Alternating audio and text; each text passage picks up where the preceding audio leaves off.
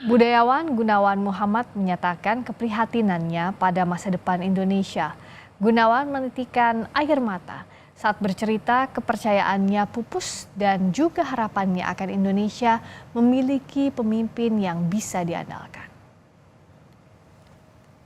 Memuja Jokowi karena mengharapkan sebenarnya Indonesia punya pemimpin yang bisa diandalkan kata-katanya. Negeri ini kan banyak sekali trauma ya. Dari sejak, dan saya mengalami, yang tidak dialami banyak teman yang kebetulan lebih muda. Pergantian politik 65 yang sangat berdarah, kebetulan saya di luar negeri, tapi saya kan tahu. Kemudian Soeharto, perlawanan kami terhadap Soeharto, penculikan, lalu kemudian gejolak-gejolak yang lain, kerusuhan rasial, kekerasan-kekerasan lain terhadap minoritas, itu kan banyak sekali trauma.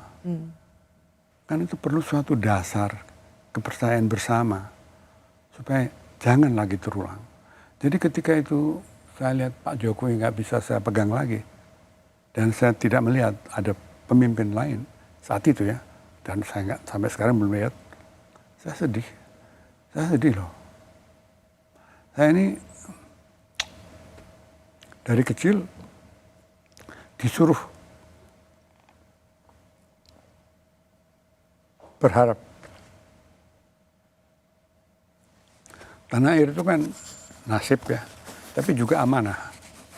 Nasib kita kan nggak bisa kita merasa, kita tidak ditakdirkan menjadi orang Manchuria, Indonesia. Bukan permintaan kita, bukan milih. Tapi juga amanah, karena begitu ada di tengah, kita harus membuat ini selamat.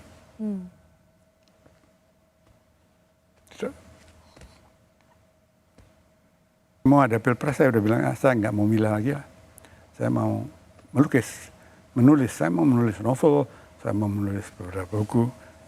Dan akhirnya kan saya banyak menulis buku. Saya menikmati belajar filsafat lagi.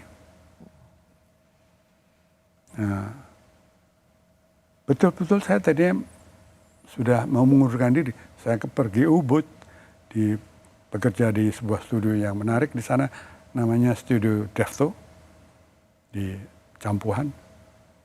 Saya belajar printing, litografi dan sebagainya. Tapi tiba-tiba ada gejala yang menakutkan, yaitu Mahkamah Konstitusi itu. Saya bilang pada diri saya dan teman-teman, emangnya saya tega ini?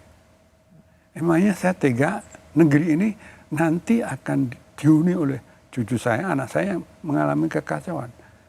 Emangnya saya tega? Negeri rusak. Bapak saya kan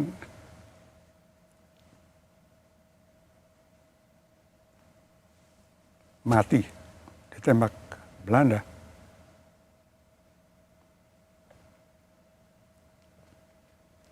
Dengan harapan. Jadi makanya saya harus ikut lari di sini. Saya mau ikut lari, mau ikut lagi, tapi saya nggak bisa sepenuhnya.